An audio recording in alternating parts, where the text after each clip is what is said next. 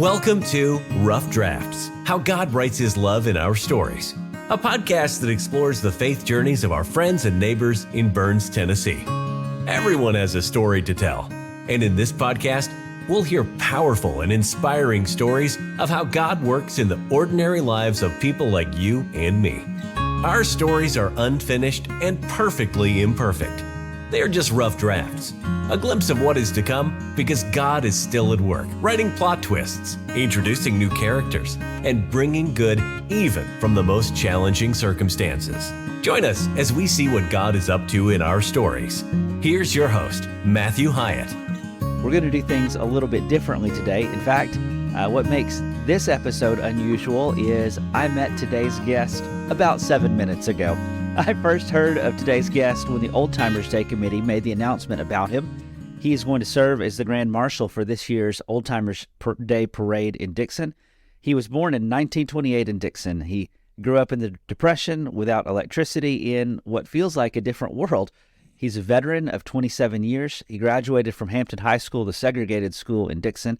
He has been a drill sergeant, a TV repair guy, a used car guy, a real estate guy, a magistrate, and he's married 65 years, I believe it is.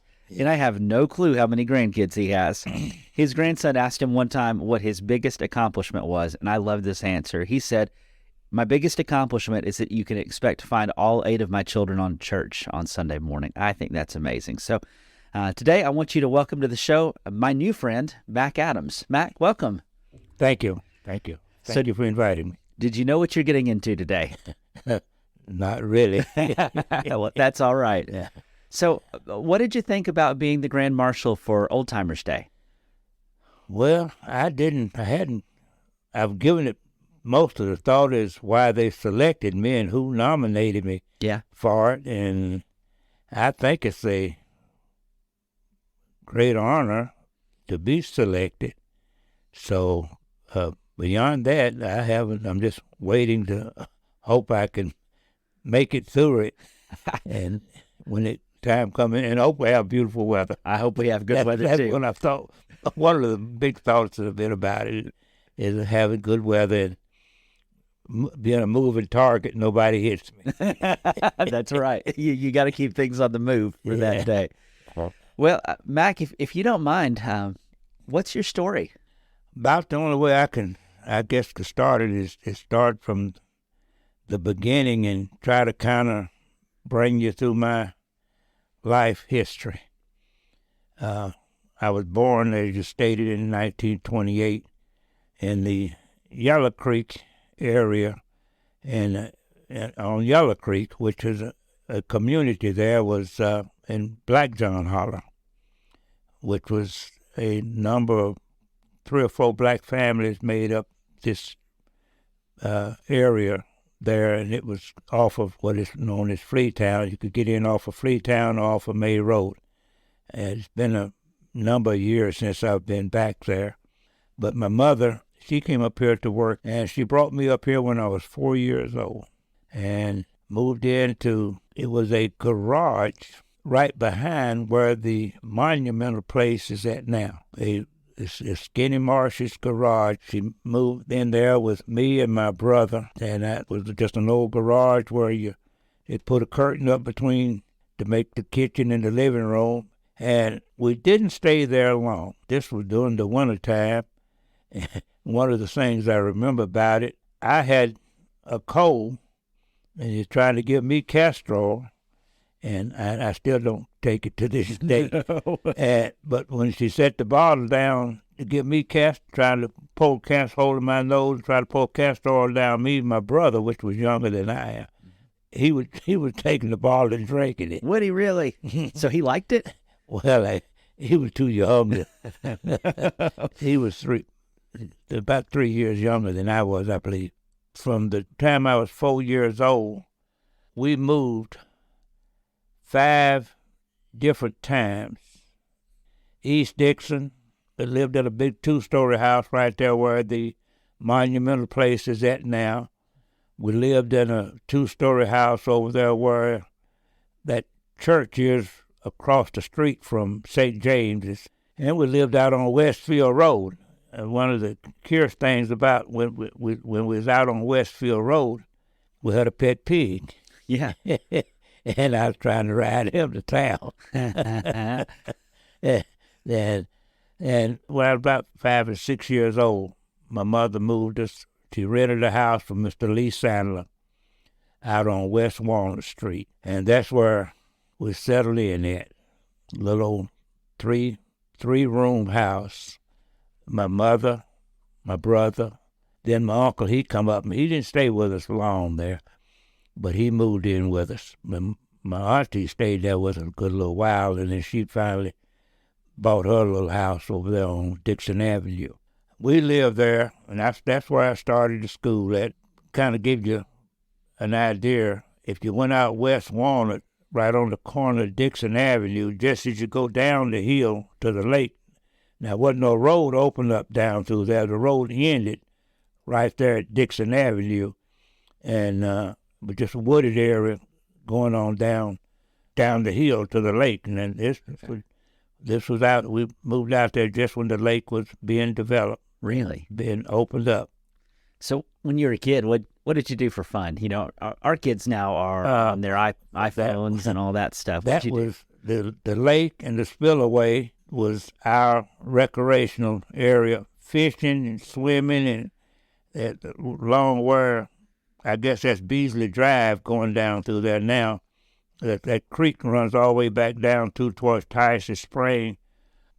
My mother's at work, and me and my brother, and I had a cousin that we roamed all through there. When we got back home, well, Miss Matt Harmon, who lived next door to us, she could see us down in the hollow down in there when we was up going up and down through, so she let her mother know.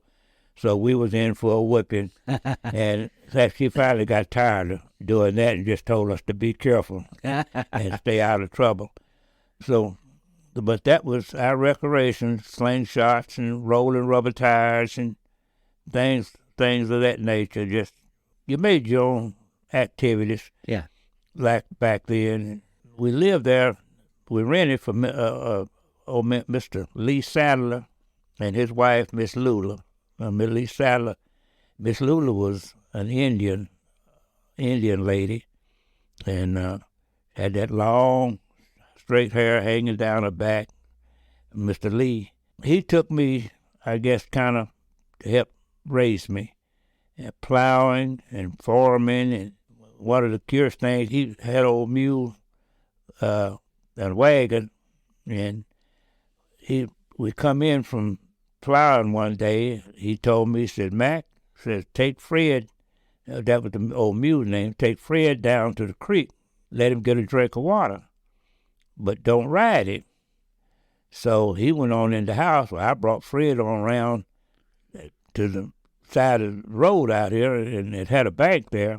Well, I was small. I had to get up on the bank to try to get up on Fred. Uh-huh. And I brought Fred up here, and I tried to get up on him, but Fred set his foot on my foot. Oh, no.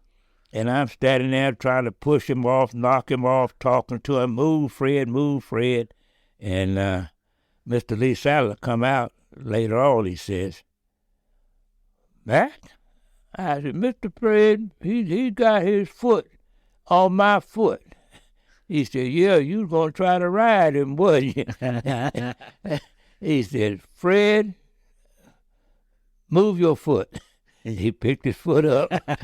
I took him and led him on down to the creek and got his water and brought him on back and put him in the barn. But those are the kind of things that happened to us. It was 2 or 3 other boys that was in our neighborhood, but they couldn't play with us. My mother was named Callie.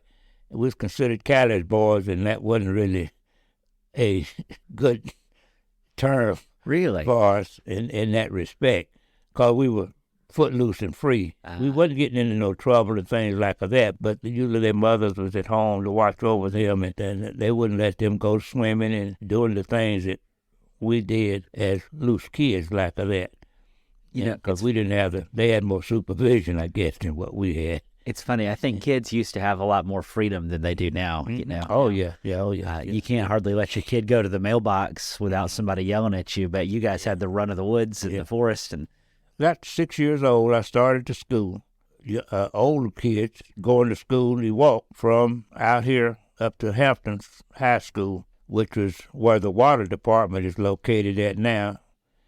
And that was rain or shine, snow or what have you. And most cases was glad to go to school because you might have a little more heat during the winter.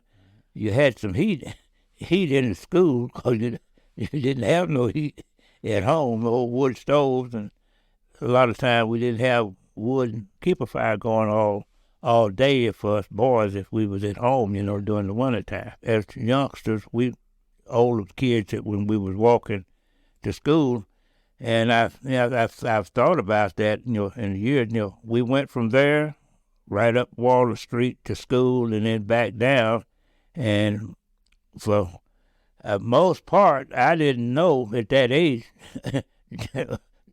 Dickson what was uptown there. yeah, and we didn't go uptown. You didn't even think about going. it wasn't something you missed out on because it was just something you didn't think about. Didn't think, it was off our route, so we didn't give no thought to it. Now I'm a little curious though, because I heard a story about you. You just told me you like to go to school, but I heard you got in trouble for playing hooky sometimes. Well, that was. I said we went to school. This was early, and all the things I'm speaking about now is prior, I guess, to World War II starting. I guess the world changed, and our life changed at that time. 12, 13 years old, World War II started. Do you remember what it was like to hear about Pearl Harbor and the war starting? I was influenced by the commercials and the advertisement of war bonds and Silver Patrol. And I recollect, pull your curtains down at night and no light shining. Well, I made myself, and there wasn't nobody's house and told them to pull the curtains, but I made myself a Silver Patrol guy within my neighborhood, just walking around like I was part of it. I got into the military mind on it. As far as the hooky playing part, started hanging out down there at Ike Shaw's, and J.W. Shaw had a blacksmith shop right up from where that yoga place is on the corner of Walnut and Charlotte Street now. I started hanging out up there, and this was influenced by another friend of mine, George Overton, and we were about the same age, and he's a city boy. And so I started kind of hanging out with him and hanging out down here at the blacksmith shop. Well, you could pick up a nickel or either just hanging around down there doing any odd job that you got to do. And I started going with J.W. Shaw. I learned shoe horses and things like this. And I went with him out in that big area in Franklin where it had back then had all big farms and things.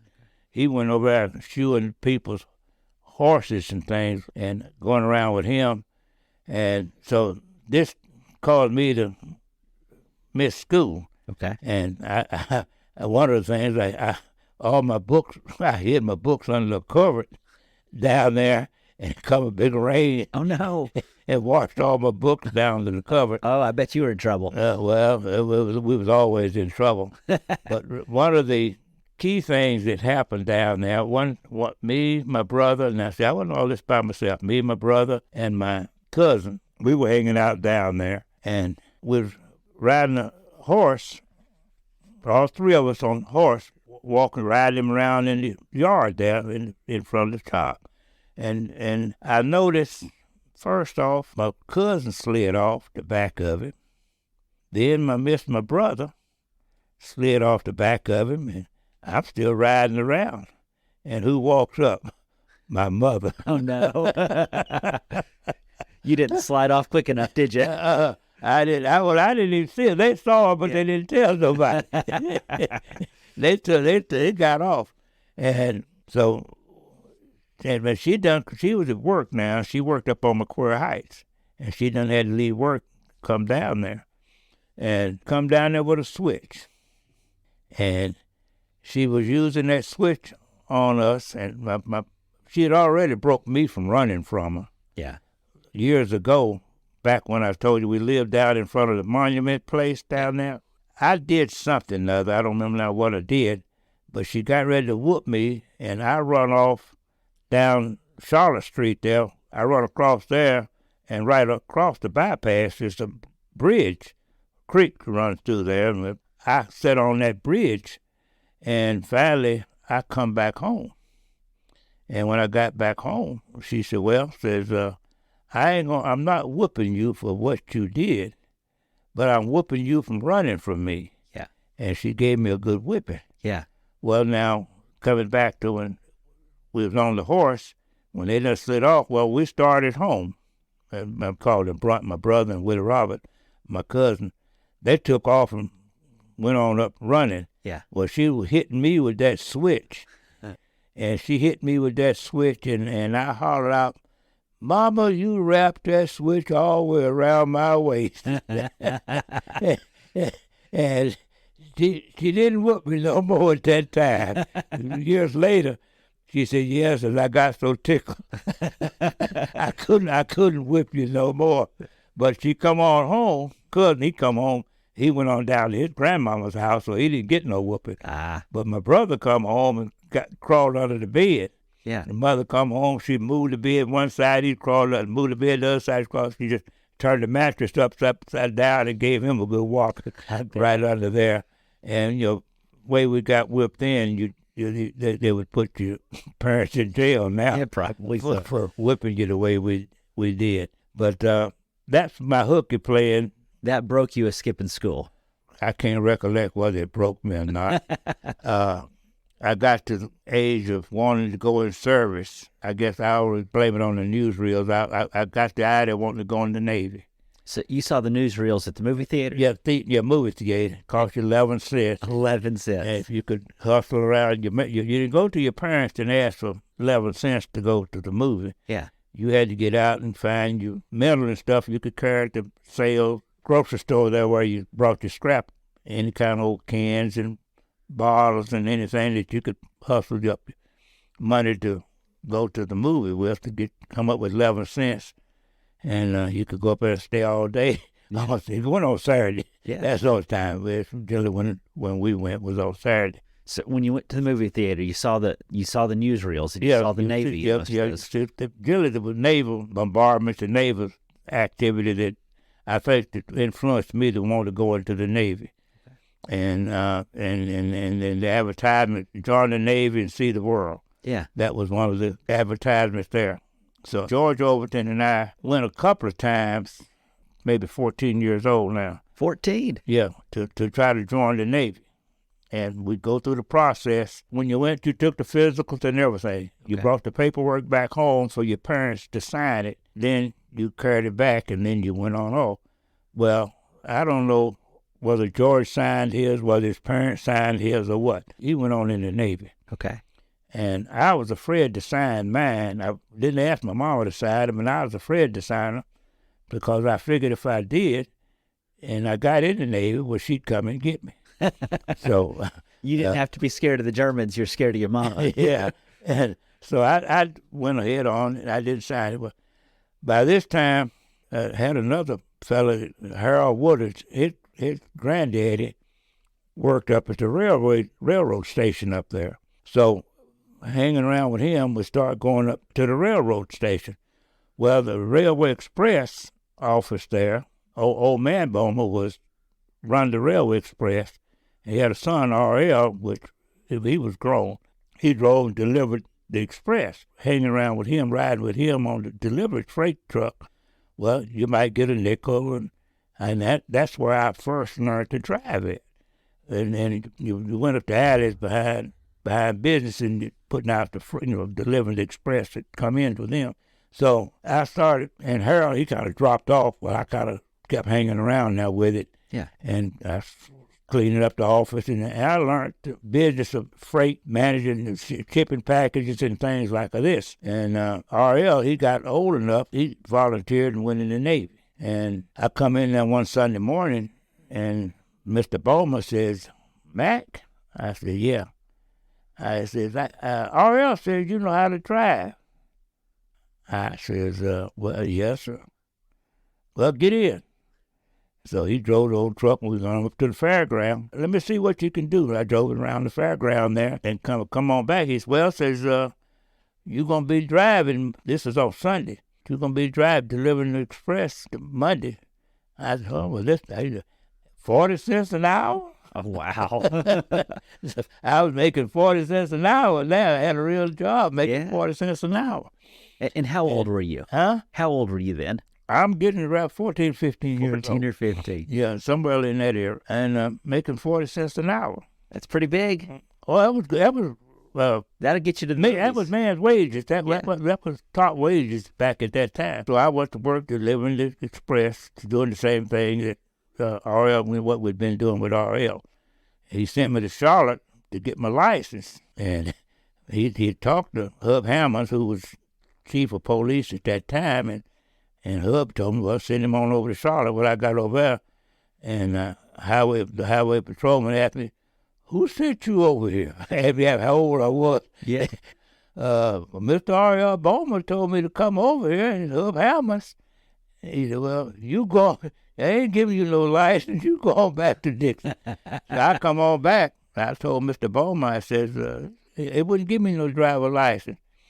He said, well, Hub said just go on and drive, but don't get into no trouble, and don't have no accident. Right. Basically, one of the things that during that course of that time when I was driving, and it just didn't come back to years later when the segregation and discrimination and all of these things. Yeah. I had no inkling of what it meant or anything like that.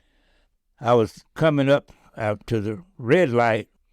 Miss Ray, she always drove a big old black Buick. Her husband had Ray's grocery store down there. She lived up on Macquarie Heights. Her and another man had an accident there. I'm sitting at the red light. Officer there, did anybody see this? I said, yes, sir, I saw what happened. He said, well, black person can't testify against a white man in court. So that was just, so I said, well, all right, that's just how it was. Went on, just the way it was then, I just went on about my business and went on. So that's just one of the experiences I had at that time. I didn't pay no attention, you said it, that's the way it was. So I drove for the express there for, I guess, I don't know how long now. It's another incident here as I was growing on. When I was 15 and a half years old, I read in the banner that if 15 and a half years old, you could join the Merchant Marines. Okay. I bought me a ticket, went to Atlanta, Georgia. Okay. And at 15 and a half, I got into Atlanta, and I asked a man at the shoe shine box there how to get to Peachtree Street. He told me how to get to Peachtree Street, but I didn't ask him how to find the courthouse. Okay. So I had the address. So I walked out on Peachtree Street, and I turned left. Oh, no. And I walked, and I walked, and I walked, and I walked, and I walked. Finally, I come to residential area. I said, well, it ain't out here. Wrong way. I turned back and come back to where I started from and walked down the street here about a block and a half and crossed the bridge, and there was the courthouse down there. And so I went in there, told I wanted to join the Merchant Marines. We don't take colored. They don't take colored folks in the Merchant Marines. Oh, no. I come on back out and got on the bus and come on back. I stopped in Chattanooga and hung out with some of my brother's family up there. Yeah. Spent the night with them. And I got back home. Well, Mother wanted to know, where you been? Your mom didn't know you. No, I didn't tell nobody about anything. I said, where you been? I told her what I'd done and where I been. She said, well, Mack Jr., if you wait till you get old enough, I'll sign the papers for you to go in the Navy. Yeah. So it went on after that, waited till I got old enough. And what was old enough? 17. 17. 17, okay. Yeah. And so when I got 17, I went back to her, and she signed the papers, and I went on in the Navy. And then Years later, I've done spent my whole military career. We sitting at home talking. My mother, we going back over this history about what when you signed the paper. She said, "Well, I told you that, Matt Jr., because I thought maybe you'd forget about it, but you didn't forget it." No, you didn't, because you served. So I went in. I went in the Navy. Went on to Bainbridge, Maryland, for boot camp, and went through boot camp and troop train. Put us on a troop train going to San Pedro, California, Los Angeles, and wound up in San Pedro, California is where we go, at Long Beach there. And the interesting thing, on the troop train, prior to going in service, troop trains come through Dickson.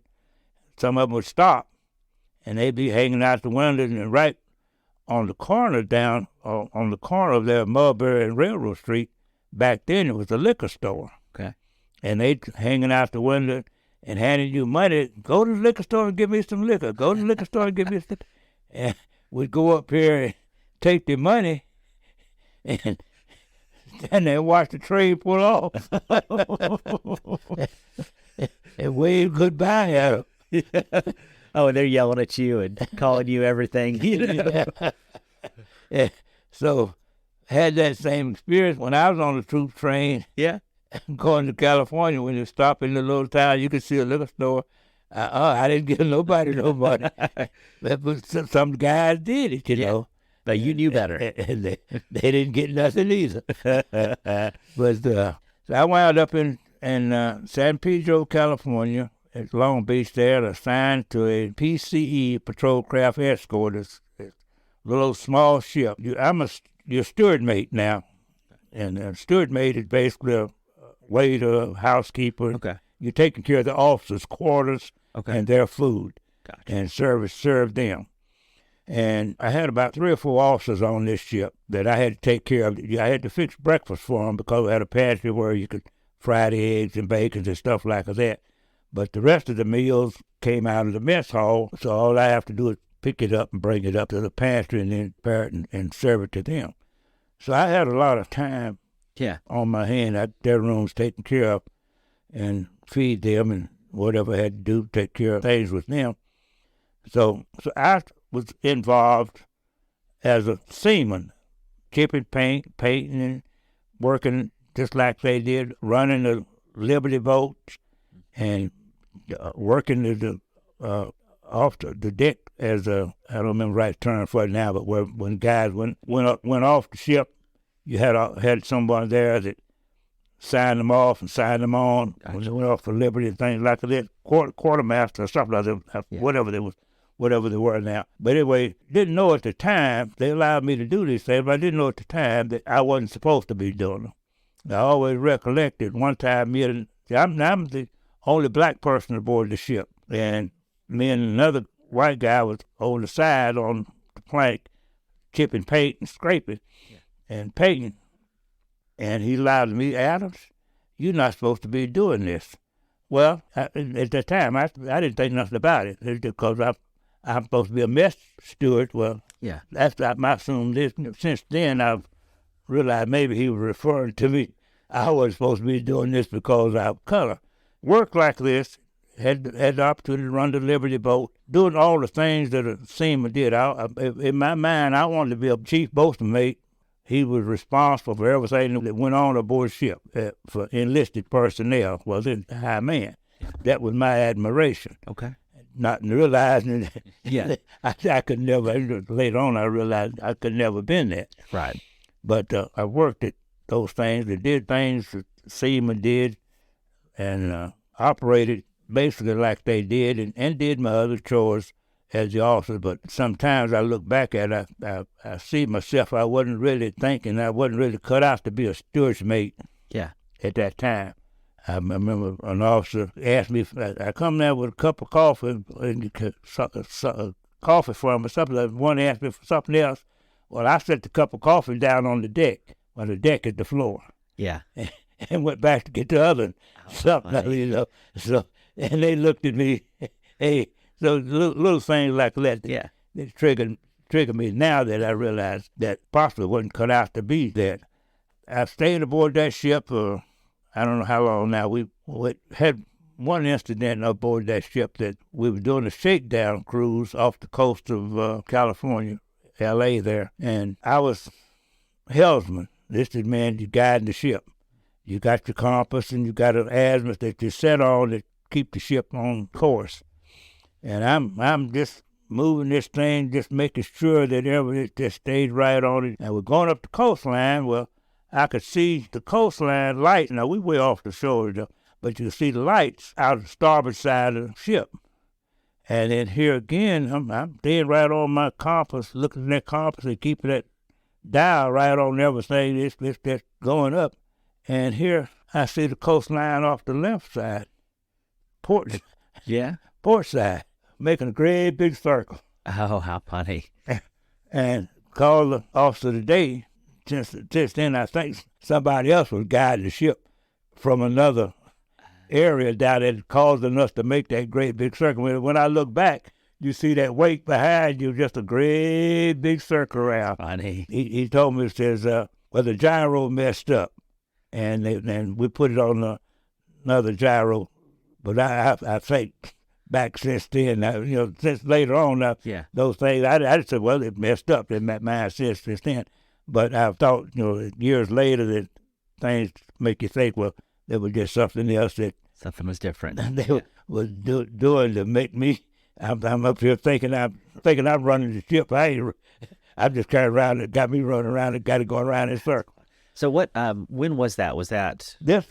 Was been in 46. So the war's somewhere over. 45, 46. Yeah. Been in 46, I guess. Okay. I went in right after the end of World War II. Okay. In 45, and this has probably been in the latter part of 45 or early part of 46, something other when I was in San Pedro. So what's next? Went from there to Guam, operating out of the cargo ship that operated in the Marianas Islands there, and I stayed on it a little while. Then I got transported to another PCE there, and it did weather stations. And we went out, sat in the Pacific out here for 2 weeks or 30 days or what have you, and sent up balloons and sent back weather reports. And you just swimmed and sat and floated out here. But one of the most beautiful things that I got out of that was in the evening time, the sunset. My effort was to get my meals served and everything done so I could be up on deck to watch that sunset in the evening. How cool. It was all beautiful. Just had that great big red sun going down behind you, just watch it just going on down behind us, go behind it, out of sight, out of the water. Yeah. And we'd dive off, swim there, because you didn't have no recreation out there. You didn't have a man up in the tower with a rifle there to watch for sharks and things. Oh, wow. But and we'd go overboard swimming. And I kind of skipped over when I was in Hawaii there. PCE came back to Hawaii, and that's where I got my military driver license. Okay. I was going to be I guess what you would call a recreational personnel. You go pick up the films and run. I had learned to operate a film projector in the Roxy Theater. Yeah. Well, I had went into the upstairs in there where the guy showed the movies to see what he was putting on the screen down here. Yeah. And he showed me, I had learned how to set the reels and how to operate reels there to show the movies. Yeah. And this was back, I was 10, 11, 12, 13, 12 years old. Yeah. But now, so this kind of projected me to help me take care of the movies and things. And so they sent me to get my driver license. I had to go off base to get my driver license. I went over here and went through the written test, and then it went out for the driver's test. Well, the guy come out with me, drive. He told me to turn left. Well, we come off the base onto the highway. He said, turn left. Well, I turned left. And he said, where are you from? I said, Tennessee. They don't have no 4-lane highways in Tennessee? I says, I don't know. In Dickson, we got 2 highways, one going this way, one going that way. Yeah. He said, well, you on the wrong lane. Oh, It no. was a 4-lane highway. Well, I just turned left and caught up. Oh, you're on the wrong side? Yeah, on the wrong side. I said, well, I thought this was the cars up on that road over there. It went up and down that side over there, and then cars over here go up and down this side over here. Yeah. So he went on down. He gave him a license. So you still got your license after driving the wrong way down the highway? Yeah, he gave him a license. I got to drive around over the island, and I rode out in the countryside there, and I'm looking out. Wow, it sure grow a whole lot of peas over here. All I could see was just green plants coming up, and I said, they're peas. And the further I got out there, then here I look up a great big pineapple. A pineapple manufacturer. Yeah. I said, well, oh, those are pineapples. Wow. You're in your early 20s at this point? No, I hadn't reached 20 at this time. Okay. So you're not even 20 yet, and you know how to put horseshoes on. You know how to work on film projectors. You know how to drive for people. You know how to basically be a server or steward on a boat. You know how to clean the boats. You know how to navigate. You knew how to do more by the time you turned 20 than most people do in a lifetime. Well, I don't know about that. But, I mean, I'm not kidding. No, that's what you've described. Yeah, well, You know? when you think about it, yes. That's pretty cool. Because when I read your biography, and I saw the things that you had done in your life, I thought, how in the world does anybody, who's a real estate agent and a TV repair guy? Like, Well, those things happened after I got out of service. Right. And I'm not trying to skip ahead.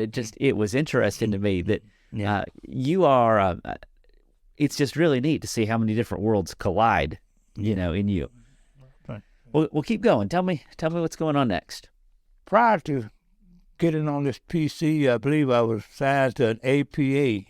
And this is an interesting part of it. We went from San Francisco to a 30-day trip and a 60-day trip where you went from San Francisco to Guam, the Philippines, Japan, and China. If you went to China, it was your long trip. Okay. And your short trip was the Philippines and then back to San Francisco, Tokyo, and like that. I don't ever recollect working as the good mate serving the officers the whole time I was aboard this ship.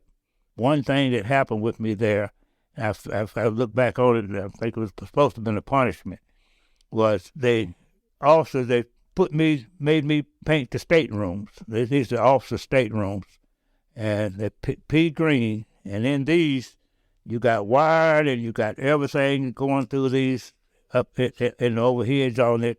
And you don't have spray guns. And all you got is a paintbrush and oil-based paint. And all those tubes and pipes. And the officer took me up. He took me up and wanted me to paint the staterooms. And he says, you go down to the paint locker, and the seaman there will show you how to mix your paint and take care of your paintbrushes. And I allowed to him now, I don't need nobody to tell me how to do this, says I know how to run a paint locker. I wasn't being smart. I think he thought I was being, when I look back on it, the expression on his face, he thought I was being smart, but I wasn't being smart. Yeah. He wasn't expecting me to know these things, but I had learned these things, how to take care of your paint brushes and clean your brushes and mix your paint and all of this when I was aboard this PCE back in the early part of my service there. But he put me up there.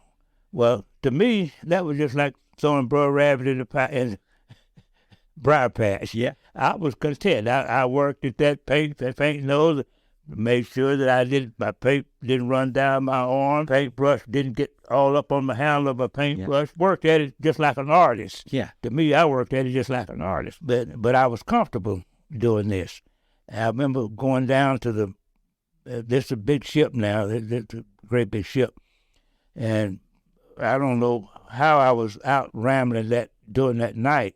And I went up on the bake, went down into the bake, wound up in the bake shop.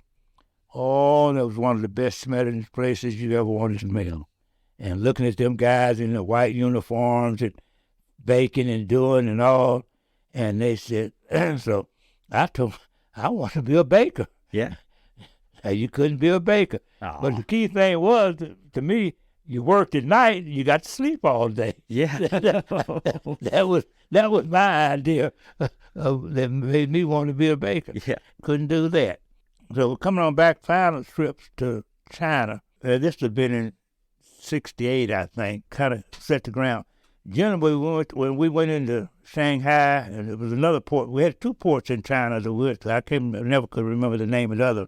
But Shanghai was one of them. We went to town there, and you'd be out with the girls and hanging out in the town, and you'd see up in the mountain, you'd see gun flashing, you'd hear the booms and all of this, and you'd ask them about what is all this? That's the communists and the guerrillas fighting. No sweat, sailor, no sweat. Don't worry about that. That was the communist revolution happening? Mm-hmm. Yeah, Chiang Kai-shek was still in check there. And I think it was in '68 when we were directed to go back to Shanghai, evacuate all the civilian personnel out of there. And that's when Shanghai had begun to start falling. Wow. I look at it now. We were supporting them back then. One of the PCEs that I was on when it came back to Hawaii, this brought me back to Hawaii. We're there, got the ship all back in ship shape, getting it cleaned up, putting everything ready to go. And here they come loading rice. I'm looking at what is all of this rice coming aboard ship? Tons and tons of rice coming in.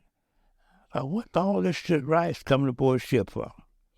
And a few days later, a Chinese crew come aboard, and we turned the ship over to the Chinese. Yeah, and that I understood then why you had all the rice. Why all that rice comes aboard. Comes aboard there, and this might have been before we had the evacuation situation there. So you served in the Vietnam War as well as the Korean conflict too, is that correct? Now, when I turned 21, I got out of the Navy. Asked you to re-enlist. Yeah. I told them, no, I wasn't re-enlisted. Well, you get in the reserve. I said, no, I don't want to get in the reserve. Well, get in the inactive reserve. When you get in the inactive reserve, well, you'll be the last ones called up. I said, well, all right. Now, this is in 1949, I guess. Okay. So I got out 49, went on back. I hadn't finished high school. See, I got out of the 8th grade when I was 17 years old. Oh, wow. and went back. So I come on back, started my high school over again, and A.J. Hardy, he put me in the 9th grade. Well, then 1950, the Korean War come up. I got the notice. I'm in the inactive reserve, the last one supposed to be called. I got the notice saying, courthouse in Nashville there, and bring your toothbrush, your toilet garlic, and everything with you, because if you pass your physical, you won't be going back home. Wow. So I went up and took my physical, and I didn't go back home. Oh, wow. They shipped me on off to South Carolina. At the naval base in South Carolina was one of the first times that I felt discrimination. Yeah. And what was I'd worked at the railroad station here, Dickson here, back in my early days. You had white water fountains, you had white bathrooms, we had all of this. All of these things existed. Yeah. But at the shipyard there, Charleston, South Carolina, had a white water fountain, black. Yeah. And for whatever reason, it irritated me. Yeah. And that was my first real experience of being emotionally affected by the Discrimination, separation. segregation. Mm-hmm. I guess I always think I was trying to be smart. I had 2 girls back here then that I went to PX, and one friend, I bought some jewelry for her, which the girl I thought I might be gonna marry. Yeah. And but she married my friend. Oh no. No. And I bought another girl that makeup sets for her, and the clerk in the PX, she was the white lady, and she questioned, says, well, what kind of complexion is she?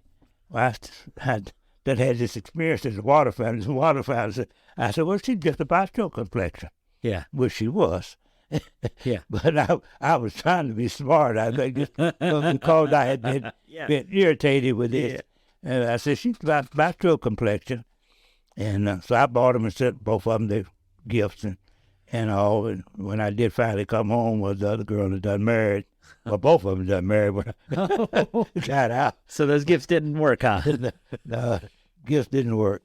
And I wound up getting re-outfitted there and sent to Beaumont, Texas, on an AKA transport ship. Had been in mothballs, and we had to take it out, refurbish it, and get it ready for seaworthy and everything. Get it back online. Yeah.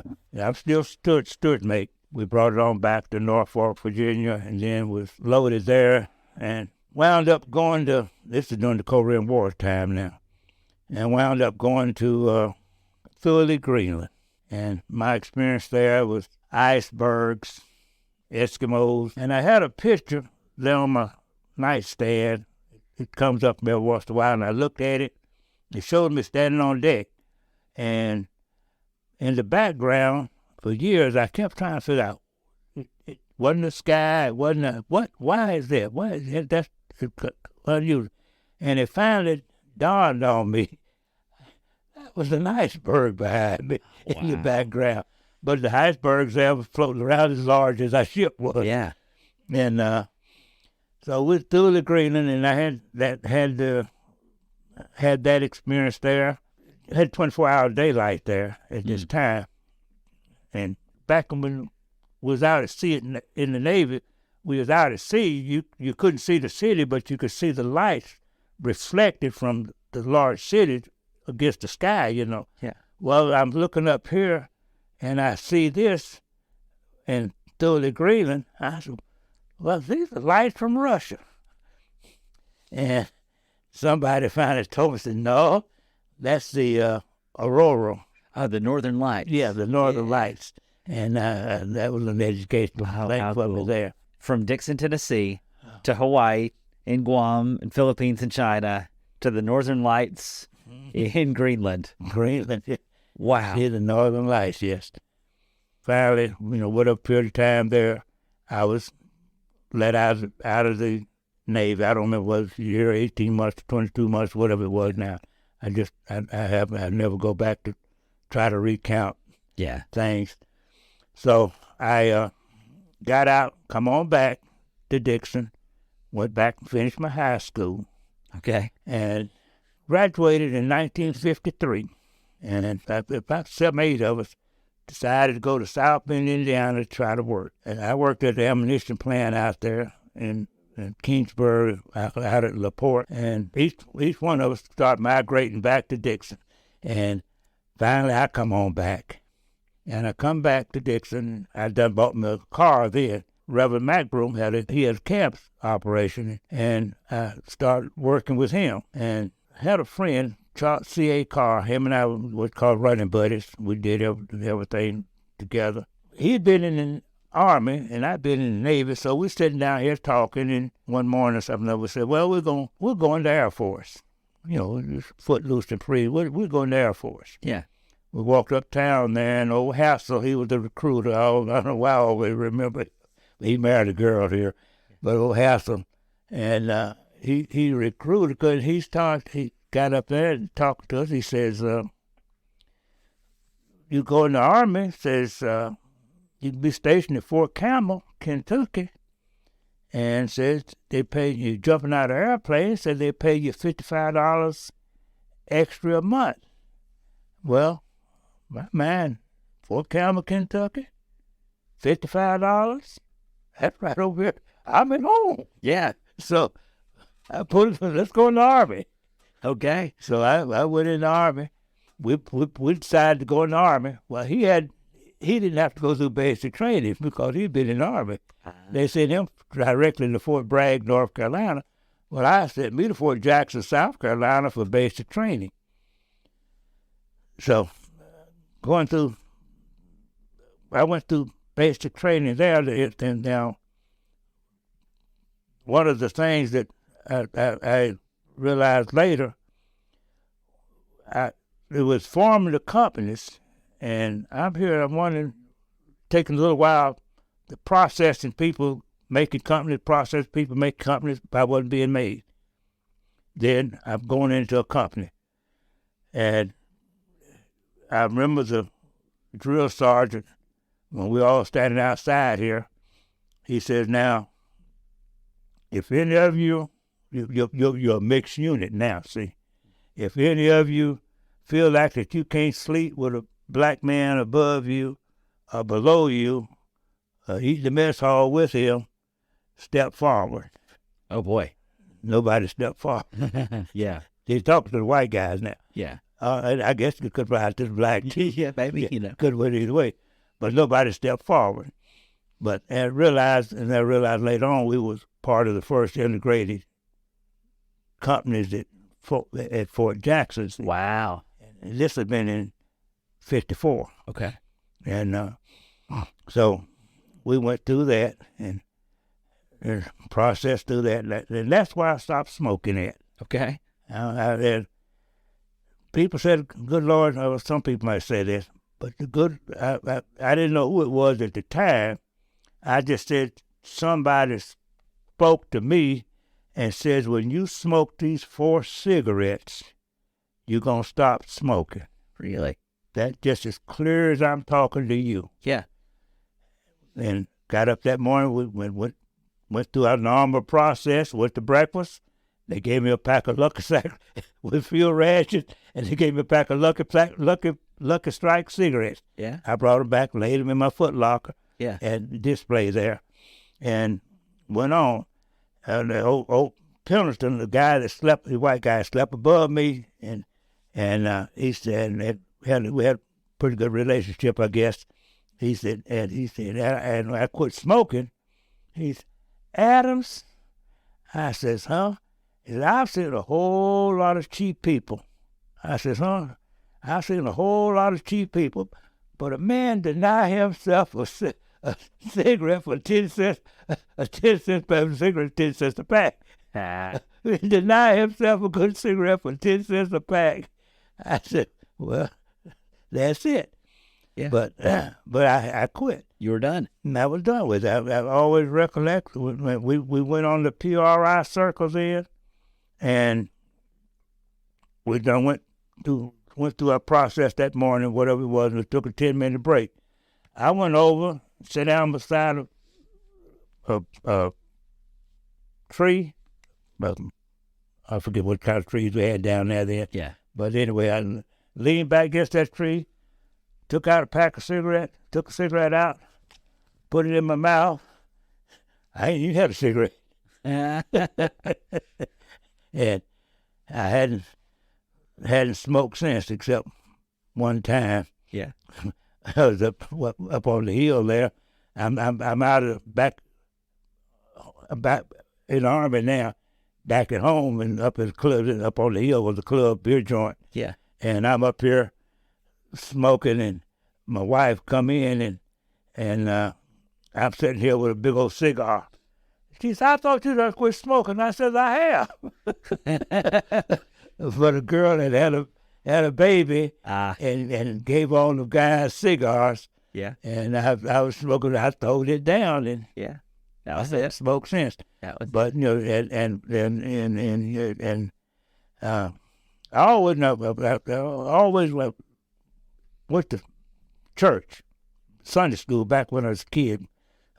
We went to Bowman Chapel's church, and as children, and Sunday school lessons there, and then even after I went in the Army, I attended church, but I had never joined. And after I joined, no, I'm skipping around. After I joined church, then I become to studying the Bible and realizing God. That's when I say He spoke to me. Yeah. And told me to stop. When you smoke these 4 cigarettes, you'll stop smoking, and I haven't bothered them since. And here you are at 94. I'd say you've done okay. Well, yeah. You made it a year or two. Yeah, oh yeah. And Well, I heard a story about when, and I think it was in this era, when you were on the train to go from one place to another, and they stopped to serve you guys dinner, and the restaurant didn't want to serve you. well, that was at the when I finished basic training Okay. at Fort Jackson, South Carolina. And it was 4 or 5 busloads of us coming from South Carolina, going to Fort Campbell, Kentucky. Yeah. And we come into Nashville up here, and our restaurant might still be there. There's an old highway there. But we pulled in there and for supper. And we got out, and everybody started marching in. Well, the guy told the sergeant that had us, that was in charge of us there, says, we can serve them, but we can't serve them. I mean, the black guys. And said you'd have to take them downtown to a restaurant black restaurant or something other downtown. And he says, you got food prepared for 300 or 400 of us here now. You got food prepared for for this 5 busloads of people. So you want to eat it? Yeah. You serve all of us, or you don't serve any of us. Wow. So we all ate there. That was a stand to make, you know. Somebody learned a lesson that day, I hope. Yeah, well, I hope they did. I know we ate. And that's what mattered most. Yeah, and well, that, I just happened to overhear that conversation with them when we got off the bus there. And here again, those things, I wouldn't even think about discrimination, segregation, and all of that. Even when the guys just stepped forward at the basic training, my mind never went to that. Other than that incident at the water fountain in South Carolina, I had never had any emotional feelings about it. And I basically hadn't been introduced to it. Yeah. I'll tell you, I'll go back to when I was in aboard ship in San Pedro, California. As I looking at manuals in here, and it had a manual that says where all the military bases was in the United States. Yeah. Well, looking at this manual, it says one was at Clarksville, Tennessee. Yeah. I said, well, I'll put an application for transfer to Clarksville, to this naval base in Clarksville, Tennessee. And sometime later, an officer comes over questioning me, and I realized later he's CID, and questioning me about asking for assignment at this base in Clarksville, Tennessee. Yeah. And during the questionnaire, he asked me, am I a communist? I said, no, I'm a Negro. and I think back on it, I realized that ended the conversation then. Yeah. He realized I had already told him where I got the information from, out of the books and all of this. Yeah. But when he asked me, I didn't have no idea what a communist was. Yeah. I'm just a Negro. And so that ended that conversation. But just going back to say, how I felt about my experience of knowledge of discrimination and all of this. And I won't say that we didn't have it even back when we was kids growing up. Right. Going back to the swimming pool down there, white guys would try to come down and run us out of the pool, get us out. They wouldn't swim with us in the pool. But they were coming up. We were little young, these big old white guys. But now when our big black guys was down at the pool, they didn't come down there at the spillway out at the lake. They didn't come down there and try to run us out either. Yeah. But, that was just... Funny how that works. Just things, I just thought it was power, Let me change directions on you for a second. Tell me about your wife and how you met. You asked me a hard question. Well, you told me about sending gifts to girls and they married other people, so I wondered, did you send her a present or did you? No. She tells me that when I was stationed in Japan, that I used to write a girl, and she would have to read the letter to the girl that I wrote. Oh no! Now I wasn't going with the girl. We were just friends, I assume. But she said she had to read. My writing wasn't never so good. I wrote a letter to my mother once, and it came back about when I was in Guam. It came back about 3 months later. It had been to Dickson, Texas, Oh, because they couldn't read your writing. Couldn't read my writing. You and me have that in common. Yeah. And but so I don't know how we really come to get hooked up together, but we was in high school together, going through high school together, and she relates some things to me. But you've been together 65 years now. We got hooked up together, and I guess we're compatible enough to each other that we got married and stayed together for these 65 years. I guess you're compatible enough. She's gonna leave me when the first child was turned 18. Yeah. But she kept having them and kept having them and kept having them. So the secret was have kids. She finally gave up on that. But I guess I don't know if she noticed me before I noticed her or what. But I always recollect, we was in the gym. I don't know what we were doing in the gym, but some girl made some kind of remark that irritated her, and that made me notice she had an interest in me. Yeah. And we just kind of got hooked up together, and we've been together ever since. So what's the secret of 65 years? It's just give and take, I guess. Give and take. Yeah, just give and take. You give and she takes? Or... You take what she gives. Now, I don't know. I don't say there's a secret to it. It just I don't think there is either. I think we just you do the work, accept each other and take the good and the bad, and it ain't always good. I can't say it's always been good for her and dealing with me, but she accepted it, and I hope that she appreciates waiting it out. And I'm sure she is. Seeing the good part of me now. Your family has quite the legacy, with the kids and the grandkids and the greats and the yeah. Tell me a little bit about how your faith has changed over your life. Oh, I've always had faith. I didn't know what the source of it was. Yeah. And I say that during my military career and things, that I've asked for things that I wanted, and they happened. Yeah. If I wanted an assignment, then I got an assignment where I wanted to go. And when I got out of the Army and retired, that's when I went to vocational school, and that's where I took up electronic, radio and television, electronic.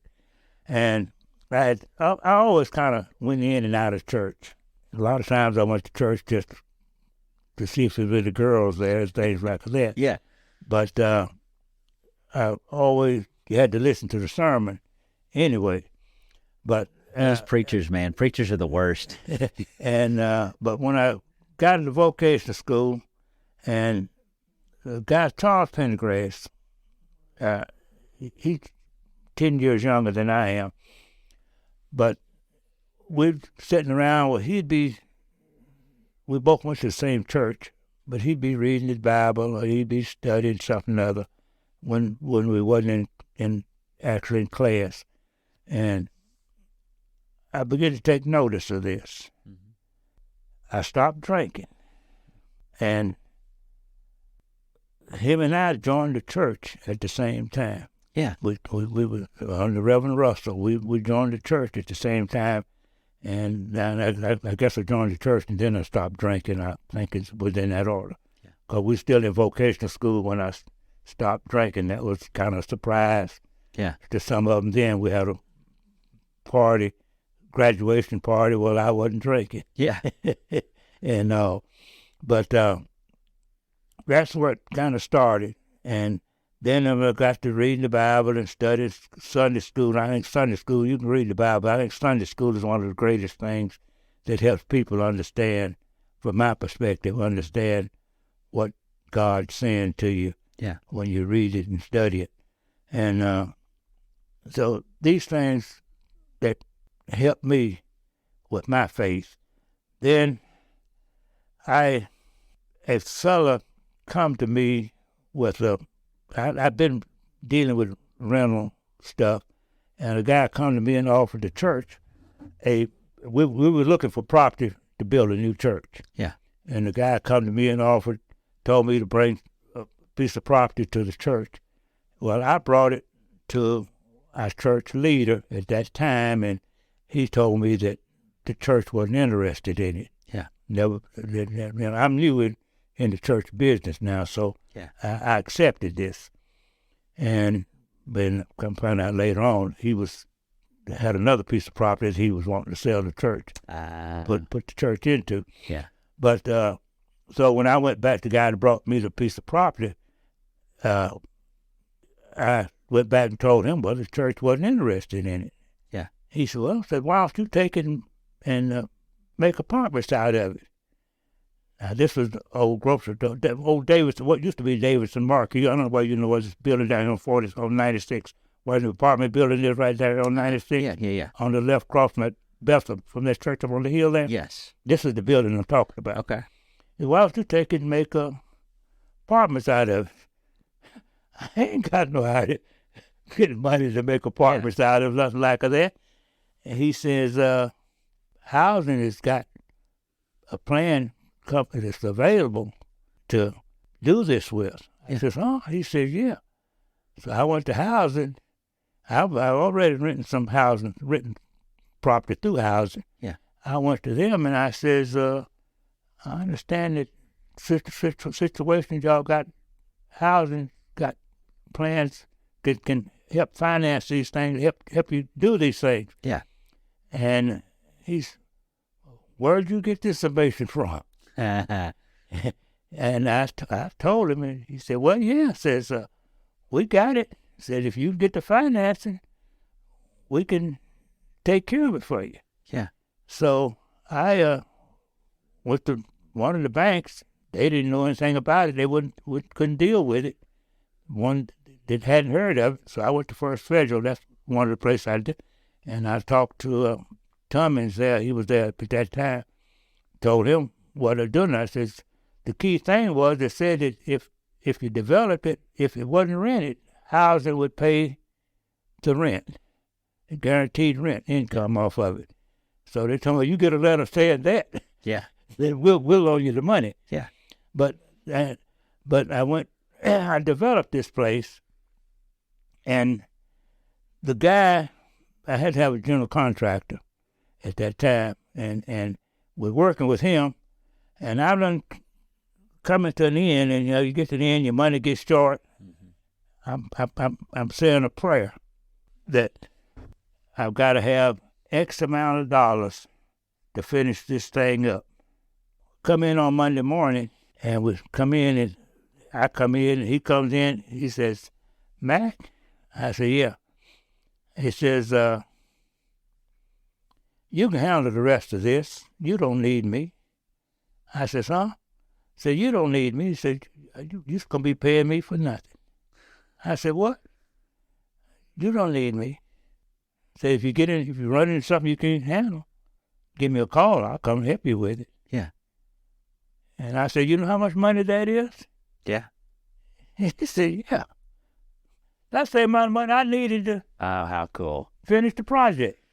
And you know what I love about that? It wasn't just that God answered your prayer by magically making you find a wad of cash. Mm-hmm. He answered your prayer by using a person who was generous. Yeah. You know, a person who was kind. Yeah. You didn't have to be. Yeah. He didn't have to do it, no. I know a lot more stories like that where God delivers through some really cool people. Cool people, yeah. And things like that. Now, and incident prior to that, I guess it was my son at that time, football game over here. We done, this might have been a little early in the process. We done tore the roof off the building, all of it on the weekend. All of it was exposed. Yeah. Installation and all of this. And over here at the football Saturday night football game. I guess it was Tony, my baby, who was from, I think, one of my baby boys that time. And look, rain coming in. And I looked up, and I don't know that I said a prayer or what. Yeah. But in my mind, I heard says, "Sit down and watch me work." Sit down and watch me work. Yeah. I just stood up trying to think of what I could do, how I can go and do something other Can you fix it? to protect all of this open roof here. And it says, "Sit down and watch me work." I sat back down. Yeah. And actually, I don't think I ever thought any more about it. Yeah. Until we walked in there the next day, and he says, "Mac, God must be on your side." I said, "Huh?" God must, he says, it rained all the way around Dickson. But not here. And said, "Ain't a drop of water filling up here." How cool. I said, "Huh?" How cool. I done forgot about it. Yeah. But it brought that back to my memory, what I had stood over and what he told me, said, "Sit down and watch me work." So, that's where my faith comes from. Absolutely. When he's things that he's physically done that I know that I can testify to. Well, what I've enjoyed hearing from you so much today, you have been on this planet a day or two. You've been here a while, and you've been through some stuff, and you have, unfortunately, received some unfair treatment. But what I hear is you're a person who has chosen to see the good. You have chosen a path not of bitterness and not of, you treated me wrong. You have chosen to see good, and you have chosen to see God, and you have worked hard, and you have been a blessing to an awful lot of people in your days. I think those are the stories, Mac, that we need to tell more of, because when you go on TV, all you see is the people who are angry and bitter and yelling at each other and talking about what divides us. And what you've done for us today is showing us the stuff that brings us together. And man, I'm so glad I'm getting to meet you. I don't know about it. I don't say, to me, I try not to have any animosity against anybody or anything. Yeah. I know people do things to you. They do hurtful things and say things but generally I get over it. Yeah. If it does come on me, I get over it, and I must. We have my children get after me now about they think people taking advantage of me, but in my rental situation, but I feel like it's not hurting me. Yeah. Mentally or financially, and I just leave it. I just leave it alone and go ahead on, because I think we've been too blessed to beyond my imagination for me to feel angry about anything. And I know people do things sometimes out of spite or what have you, but that's their problem. Yeah, that's their problem, not yours. It's not mine. I can go to sleep at night knowing how we treated each other, and if somebody treats me wrong, that's on them, not on me. That's a good lesson. That's a good lesson. So when I joined the Army, integration was taking place, and wound up going to Japan. Joined the unit that was going to Japan. Well, I had been in Japan. I've never been stationed there, but we were supposed to be going there for 3 years. And we wound up in Kuyamoto, city of Kuyamoto.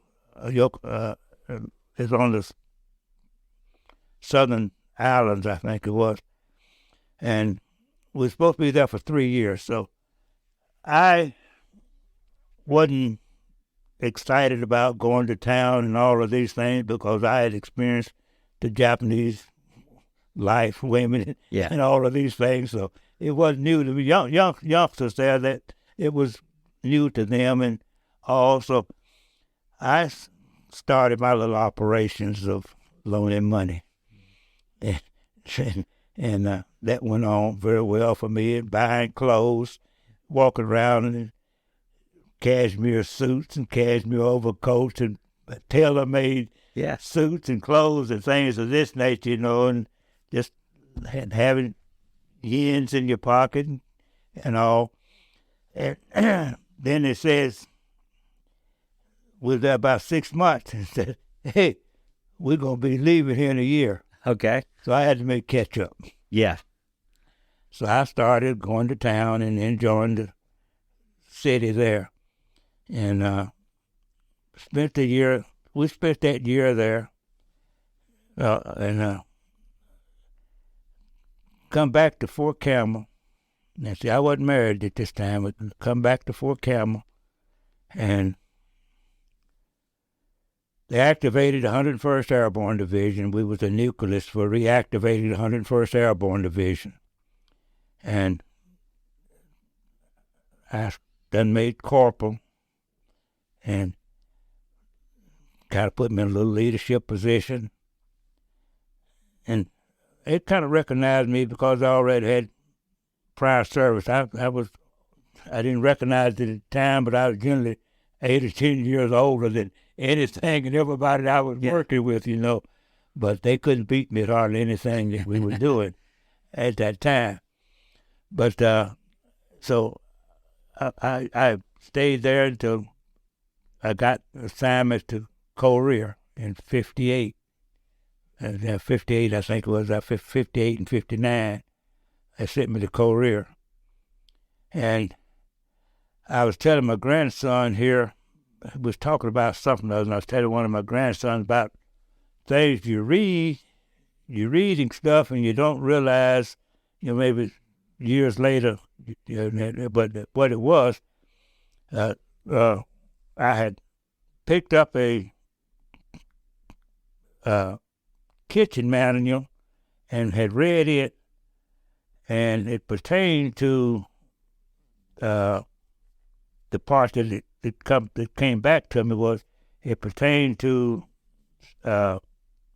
what you get when you didn't cook chicken or pork long enough. Gotcha. And now this is in 58 and 59, and now what I was telling him, I was trying to encourage him in reading, just reading, and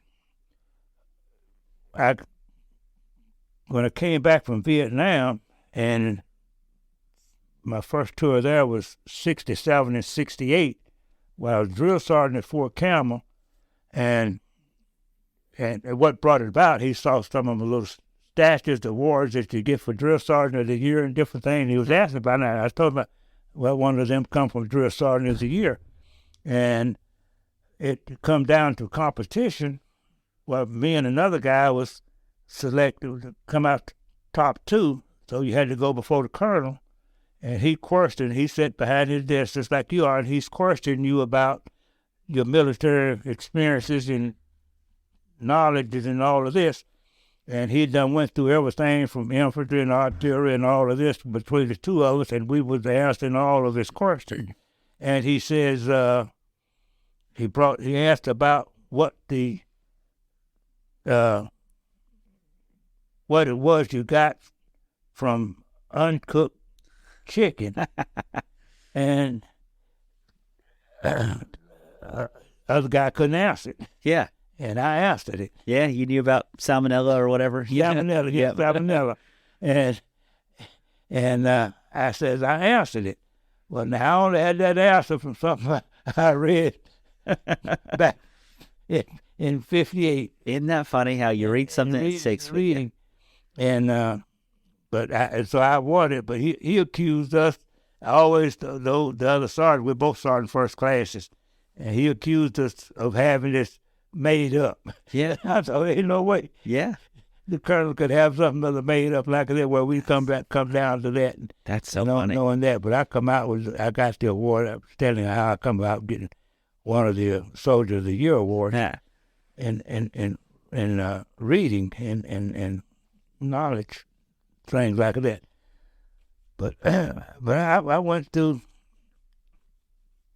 basic training and the Korean, when the Vietnam War started, soldiers started coming back. In my imagination, they're talking about the experiences there, and I'm thinking, man, I can't see how that they could, that these things could happen, ambushes and things of this nature that could happen. And I'm thinking I'm a soldier, so I know how to combat all be ready. these things. Yeah. And so I wanted to go, but some guys were volunteering to go, but I couldn't. I thought, well, now it wouldn't be fair to my wife and my family if I volunteered to go over here and I get killed. Yeah. But now if I come down on orders, I'm gone. Yeah. It's not my choice. It's somebody else's. Not my choice. And I come down on orders, and I wound up in Vietnam on my first tour there, 67 and 68. And I did understand how those things could happen that you thought couldn't happen. But it's different in a textbook than it is in the real world. A whole lot different, but it's a whole completely different war. Yeah. Fighting a guerrilla type of war there. But my experience there was one of the things that we went through there that made you, I don't know, be thankful that you live in a country like we do, even with all its flaws as we see them. We're really fortunate, aren't we? In that respect. And I just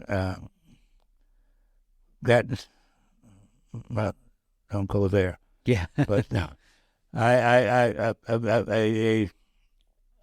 had one guy was on the back of a truck convoy going down the road, and BC didn't hit him. The bullet hit the tailgate of the truck and got shrapnel piece of metal off of the truck, hit him. Oh, wow. A little scratch on his arm. Eek. And he wanted a Purple Heart. Okay. Which I'm too sorry now, so I wouldn't put him in for it. Okay. Well, here again, I hadn't read my manual. Later on, I found out, any combat wound is caused by the enemy. Yeah. That draws blood, drills with a Purple Heart. Gotcha. So, but I didn't put him in for it. So later on, we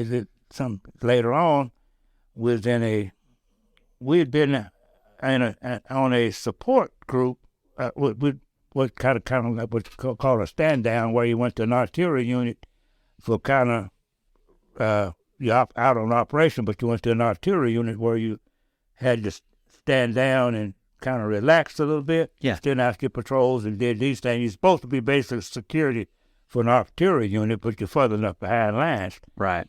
We done spent our time there and got ready to leave there, and I guess somebody fired a VC fired a grenade launcher, and the guy that was right in front of me climbing up on the truck, he just fell right my feet there. But that part of it, but and everybody started returning fire off into the jungles there, and finally we ceased fire and called in